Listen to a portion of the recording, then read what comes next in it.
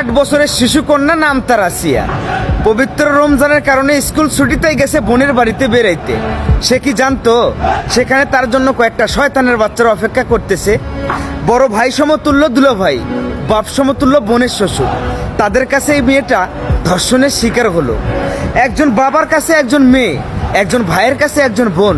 যদি তাদের নিরাপত্তা না থাকে তাহলে আমাদের দেশের শিশু মেয়েরা আর কোথায় গিয়ে দাঁড়াবে? যারা এই নিকৃষ্ট জঘন্য কাজ করলো তাদেরকে কি আপনারা থানায় দিয়েছেন? থানায় দিয়ে তাদেরকে কি করবেন? তারা বড়জোর 2 মাস 6 মাস জামিনে বের হয়ে এসে আবার ওই সরজমিনে ঘুরবে। ধর্ষণকারীদের কোনো সাজা নেই, জরিমানা নেই, জেল নেই। তাদের একটাই শাস্তি, রাস্তায় ফেলো আর ধর থেকে কাল্লা আলাদা করে ফেলো। এমন শাস্তি 10 জনকে প্রদান করো, দেখবে এরপর থেকে যারা ধর্ষণ করতে যাবে তাদের অন্তত হাঁটু কাঁপবে।